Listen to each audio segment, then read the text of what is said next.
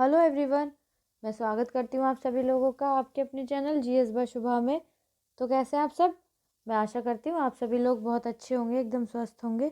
चलिए अब आज की हमारी पॉलिटी की क्लास पर आते हैं। जैसे कि आप लोग जानते ही हैं, पॉलिटी में अभी जो हमारा टॉपिक चल रहा है, हम राज्य और केंद्र के बीच में जो संबंध है, मतलब सेंट्रल स्टेट रिलेशंस के बारे में पढ़ रहे हैं। आज की हमारी इस टॉपिक की 8वीं क्लास है। ठीक है, अब तक जो भी जितनी भी क्लासेस हो चुकी हैं, जिन लोगों ने नहीं किए हैं या जो चैनल पर पहली बार आए हैं, तो मेरी सभी से रिक्वेस्ट है, प्लीज़ आप एक बार उन क्लासेस को ज़रूर कीजिएगा। चलिए अब आज की जो हमारा इसके अंदर जो हम पढ़ने वाले हैं, वहाँ पर आने से पहले अब हम एक बार ये जानते हैं कि कल हमने क्या पढ़ा था। कल हमने एक तो क्या पढ़ा था, एक तो हमने लोक सेवा आयोग के बारे में पढ़ा था और एक हमने अखिल भारतीय सेवाएं, इनके बारे में पढ़ा था।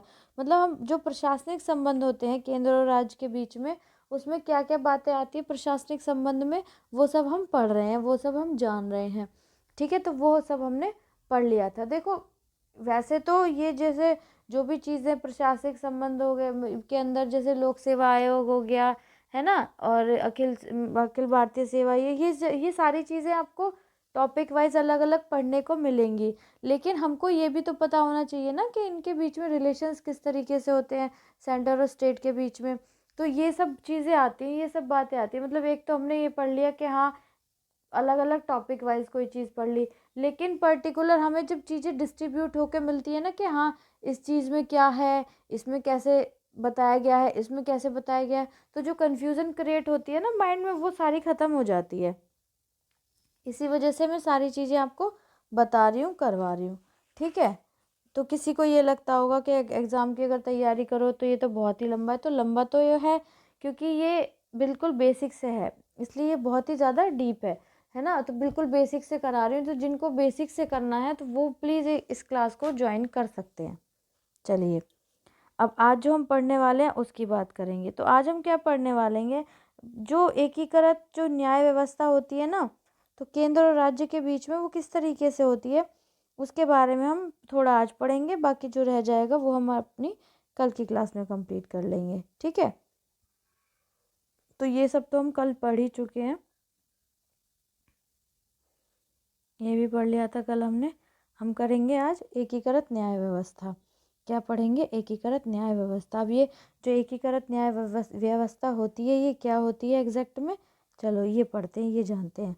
तो इसमें क्या बताया गया है कि यद्यपि भारत में दोहरी राजनीतिक व्यवस्था अपनाई गई है, हमारा जो देश भारत है उसमें दोहरी मतलब ड्यूअल दोहरी राजनीतिक व्यवस्था है, स्टेट की अलग, सेंटर की अलग, तो दोहरी राजनीतिक व्यवस्था अपनाई गई है।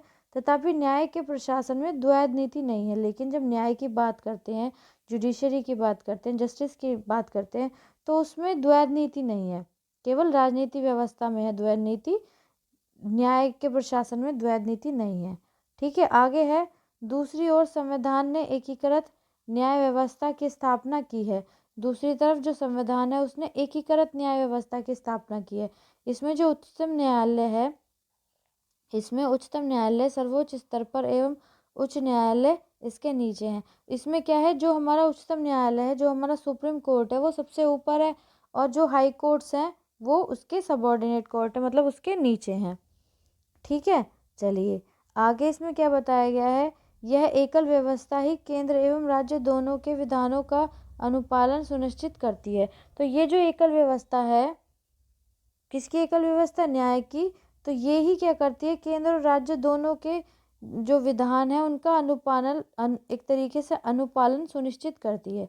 यह व्यवस्था पारस्परिक टकराव एवं भ्रांति को समाप्त करने हेतु अपनाई गई है। तो ये जो व्यवस्था अपनाई गई है, ये जो पारस्परिक टकराव है और जो भ्रांतियां हैं उनको समाप्त करने हेतु ये व्यवस्था अपनाई गई है, जिससे किसी भी तरीके का कोई टकराव ना हो राज्य और केंद्र के बीच में, और जो भ्रांति वगैरह है ये सब पैदा ना हो, इनकी समाप्ति हो जाए। ठीक है, आई होप इतनी बात आपको क्लियर हो गई होगी, समझ आ गई होगी। चलिए अब नेक्स्ट चलते हैं। नेक्स्ट इसमें क्या बताया गया है, उच्च न्यायालय के न्यायाधीशों की नियुक्ति, जो हमारे उच्च न्यायालय, जो हमारे हाई कोर्ट्स हैं, उनके जो न्यायाधीश होते हैं, उनके जो जजेस होते हैं, उनकी नियुक्ति राष्ट्रपति द्वारा सर्वोच्च न्यायालय के मुख्य न्यायाधीश एवं संबंधित राज्यों के राज्यपाल के परामर्श से हो जाती है। अब जो हमारे हाई कोर्ट्स होते हैं, उनके जो न्यायाधीश होते हैं, उनकी नियुक्ति कौन करता है? उनकी नियुक्ति होती तो राष्ट्रपति द्वारा। अब देखो ये लाइन आ गई, इस लाइन से कई तरीके के क्वेश्चन बन सकते हैं। अगर आप दिमाग में रखोगे ये लाइन तो कैसा भी क्वेश्चन कितना भी घुमा फिरा के आ जाए आप इजीली कर दोगे। तो जो हमारे हाई कोर्ट्स हैं, जो उच्च न्यायालय हैं, उनके जो न्यायाधीश होते हैं, जो जज होते हैं, तो उनकी जो नियुक्ति है वो किसके द्वारा होती है?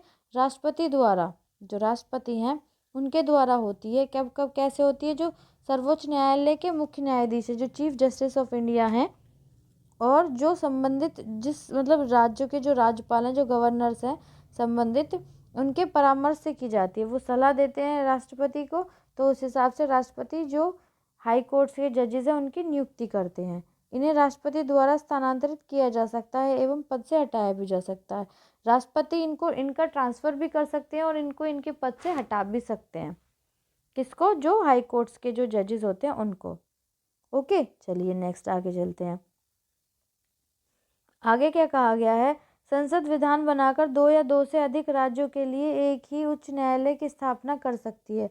जो संसद है हमारी, जो पार्लियामेंट है, वो विधान बनाकर, वो कोई भी कानून नियम कोई भी लॉ बनाकर 2 या 2 से अधिक राज्यों के लिए एक ही उच्च न्यायालय की स्थापना कर सकती है। मतलब 2 या 2 से ज़्यादा स्टेट्स के लिए एक ही हाई कोर्ट जो होते जो उच्च न्यायालय उनकी स्थापना कर सकती है।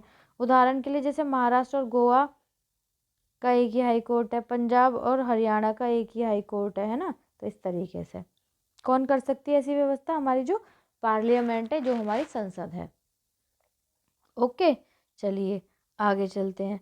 आगे इसमें क्या बताया गया है? आपातकालीन अवधि में संबंध, जो इमरजेंसी होती है, जब आपातकाल हो जाता है, तो उसके अवधि में जो संबंध है उन संबंधों के बारे में पूछेंगे। केंद्र और राज्य के बीच में जो संबंध है उन संबंधों के बारे में जानते हैं। तो पहला संबंध क्या आता है? सबसे पहला आता है जो राष्ट्रीय आपातकाल है उसके समय 8 केंद्र को इस बात का अधिकार प्राप्त हो जाता है। जो राष्ट्रीय आपातकाल है, जो नेशनल इमरजेंसी है, जो अनुच्छेद 352 या आर्टिकल 352 के अंतर्गत आती है, तो कह सकते हैं राष्ट्रीय आपात के समय 8 केंद्र को इस बात का अधिकार प्राप्त हो जाता है कि वे किसी भी विषय पर राज्यों के निर्देशित कर सकते हैं। मतलब किसी भी विषय पर जो राज्य हैं, विषय पर राज्य जो है उनको, जो राज्य हैं उनको राज्य को निर्देशित कर सकती है। इस प्रकार इस स्थिति में राज्य पूर्ण केंद्र के नियंत्रण में हो जाता है, यद्यपि उन्हें निलंबित नहीं किया जा सकता। तो जब इमरजेंसी होती है, इमरजेंसी वाली कंडीशन में जो स्टेट है ना, वो कम्प्लीटली किसके अंडर में आ जाता है? कम्प्लीटली वो पूर्ण तरीके से उसके ऊपर किसका नियंत्रण हो जाता है? केंद्र का नियंत्रण हो जाता है। ठीक है, तो फिर इन्हें क्या है? इन्हें निलंबित भी नहीं किया जा सकता फिर। ओके, चलिए नेक्स्ट दूसरी बात जानते हैं। तो दूसरा इसमें क्या बताया गया है? जब राज्य में राष्ट्रपति शासन, जो कि आर्टिकल 356 के तहत है, अनुच्छेद 356 के अंतर्गत लागू किया जाता है, तो राज्य के कार्यकारी विषयों के संबंध में राष्ट्रपति स्वयं निर्देश दे सकता है। इस स्थिति में राज्य या राज्यपाल या अन्य कार्यकारी प्राधिकार की समस्त शक्ति राष्ट्रपति ग्रहण कर सकता है।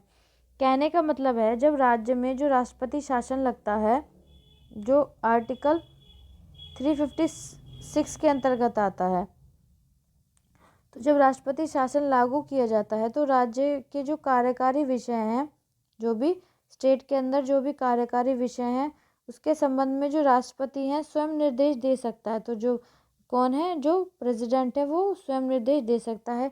इस स्थिति में राज्य या राज्यपाल अन्य कार्यकारी प्राधिकार की समस्त शक्तियाँ राष्ट्रपति ग्रहण कर सकता है। तो इस स्थिति में क्या हो सकता है कि जो राज्य या फिर राज्यपाल हैं या उसके अलावा जो कार्यकारी प्राधिकार हैं, उनकी जो समस्त शक्तियाँ हैं वो खुद राष्ट्रपति के पास आ जाती है। मतलब सारी पावर्स क्या है, जब राष्ट्रपति शासन लग गया तो इट मीन्स कि जो जितनी भी पावर्स हैं, सारी शक्तियाँ जो किसके पास आ गई? राष्ट्रपति के पास आ गई। उस राज्य को राष्ट्रपति फिर अपने हिसाब से चलाएंगे, जैसा राष्ट्रपति चाहेंगे फिर उसमें वो चीज़ होगी। ठीक है, चलिए नेक्स्ट आगे चलते हैं। नेक्स्ट क्या आता है? वित्तीय आपातकाल की स्थिति में जब फाइनेंशियल इमरजेंसी लगती है, जो कि हमारे आर्टिकल 360 के अंतर्गत आती है, तो वित्तीय आपातकाल की स्थिति में केंद्र वित्तीय परिसंपत्ति के अधिग्रहण हेतु राज्यों को निर्देशित कर सकती है तथा राज्य में कार्यरत सरकारी कर्मचारियों के वेतन में कटौती करने का आदेश दे सकती है। जब फाइनेंशियल इमरजेंसी लगती है, फाइनेंशियल इमरजेंसी के टाइम क्या होता है या उसकी स्थिति में केंद्र क्या है, वित्तीय परिसंपत्तियों का अधिग्रहण हेतु राज्य को निर्देश दे सकती है। मतलब जो भी परिसंपत्ति आदि होती हैं तो उनको अधिग्रहण करने के संबंध में राज्य को निर्देश दे सकती है। कौन? केंद्र दे सकती है। तथा राज्य में जो कार्यरत सरकारी कर्मचारी हैं उनके वेतन में कटौती का आदेश भी दे सकती है। क्यों? फाइनेंशियल इमरजेंसी हो गई है, तो फाइनेंशियल इमरजेंसी के टाइम जो केंद्र है वो राज्य के जो सरकारी कर्मचारी हैं उनकी जो सैलरी वगैरह है उसमें क्या कर सकती है, उसमें भी उनका जो वेतन है उसमें भी कटौती करने का आदेश दे सकती है। कौन दे सकती है? जो क्या है, केंद्र है, जो सेंटर है। ठीक है। अभी इसमें इसके अलावा जो उपबंध है और जो संवैधानिक युक्तियां हैं वो रह रहा है। और फिर इसके साथ ही ये जो हमारा जो कौन से आर्टिकल 256 से 263 तक इसी से संबंधित है ना।